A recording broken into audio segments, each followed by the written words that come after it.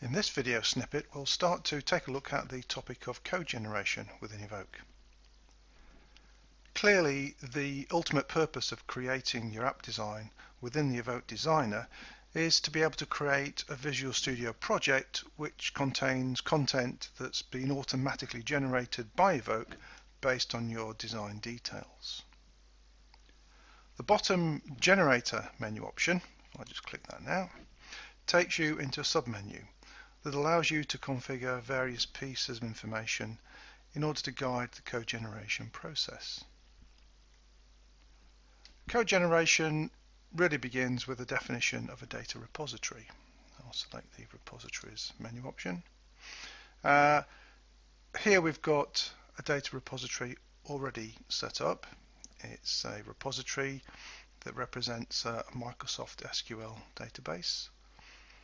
Evoke allows you to define multiple repositories, and the code generation can target one or more of these repositories during its activity. Once you've created a repository, then the next thing to do is to define the data mappings. So here we get the same list of repositories from the previous page. If I click on our SQL database entry. So what's happened here is that Evoke has gone away and it's tried to retrieve any data mappings that have already been created for this particular repository. And in fact, there aren't any in this case because we haven't done this process before. So I'll click OK, and I can have a look at the new mappings that have been created for us by clicking the Show New Mappings button. And here in fact we see all of the entities within our app listed. The property column is blank because that indicates that all the properties for this entity have been created. And what's been created are entries within this area of the page. So as you click an entity, you can have a look at the data mappings that describe how the properties, and in fact the selections of the entity, are mapped onto the tables and columns within our repository. Now at the moment we've got an entry listed down here, but we haven't actually got any mapping data defined. So what I'm going to do now is the process of going through each entity and describing how the properties map onto the various tables and columns. So the first thing I'll do is to define which repository object this particular entity maps onto. So I'm going to use the option that allows the repository object to be set to the same name as the entity, and I'm going to do this process for each of the entities in turn. So I'm just going to click on that one.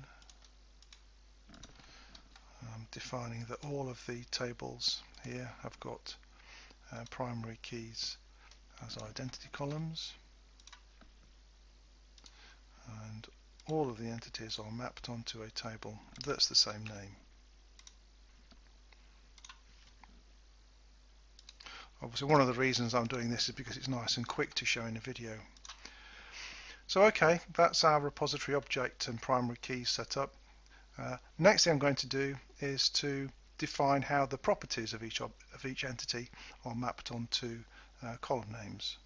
And again, I'm going to use a nice quick method here where I'm just going to assume that the column names have got the same name as the properties. And there's an option that can quickly enter that information for us. And basically what happens here is that it fills in the column name, and it also fills in the data type based on the data type of the property. So this data type here, there's a range of different options available which will ultimately identify what kind of column data type is in the repository. For the related data, so what the properties are split between two tabs. The first tab, local data, lists out those properties that contain just simple data, strings, numbers, dates, that kind of thing. The related data tab lists all the properties that are of data type entity, because what we've got here is a situation where this data isn't held within the actual table, it's held somewhere else. And so what you're doing here essentially is describing the join that needs to occur within the SQL database in order to retrieve this custom data. Now I won't go into this particular topic right now, that's a topic for another video snippet.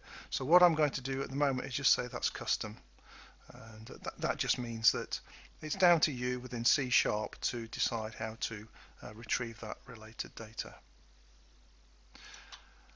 The other thing that we can define within the mappings is the filter and sort clause that is to be used for each of our selections for the particular entity. I'm just going to leave these blank for the time being. If we were to fill in details here, then this information, the filter and the sort clause, would be used by the generator to kind of build the various DDL commands. So let's do that process for all of our entities now. There's no related data there, so that's fine. We can go on to the next one. There's no related data here, so we can quickly skip through. None of these entities have got related data at the moment, so I can just fill in those details. Okay, I'm happy with that. That will do, and I'm now going to save that information away.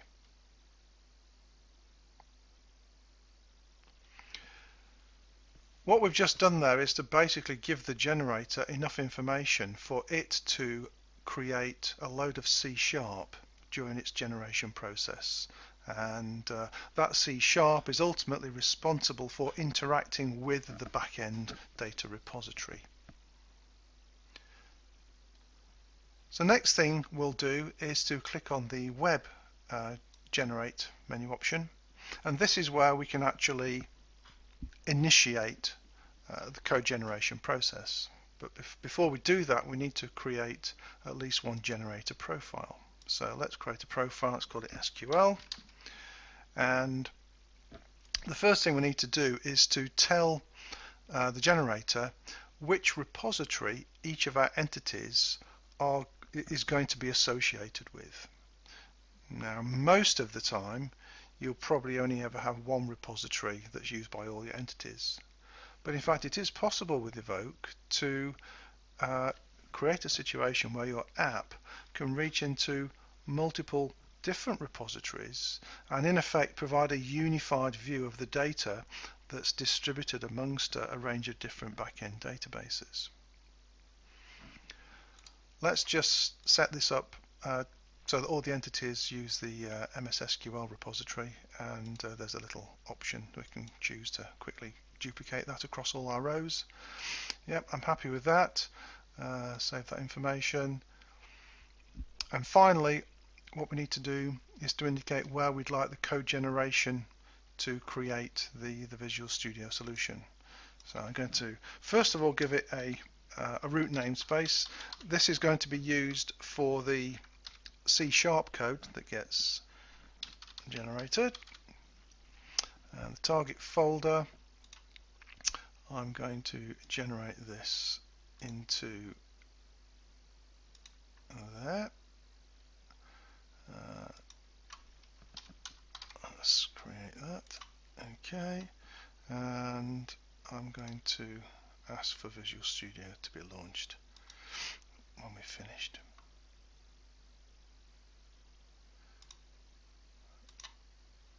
And start the generation. So here it's reading all of the design data. Okay, duplicate menu name orders. Right, okay, so that means we've got an error in our code generation, and the reason is because we've got two different menu nodes that are defined as having the same programmatic name. So what we'll do is we will change that to sales orders and change that to purchase orders.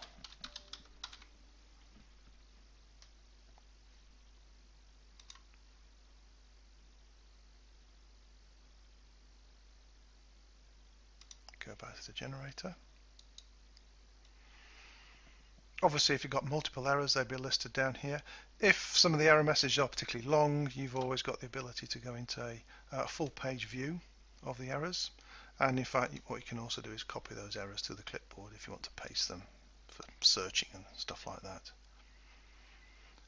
I'll click the Start Code Generation button again, and hopefully that will go through correctly now.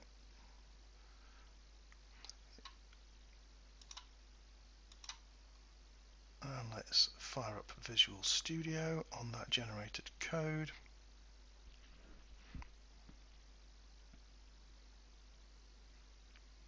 Loads up the project file.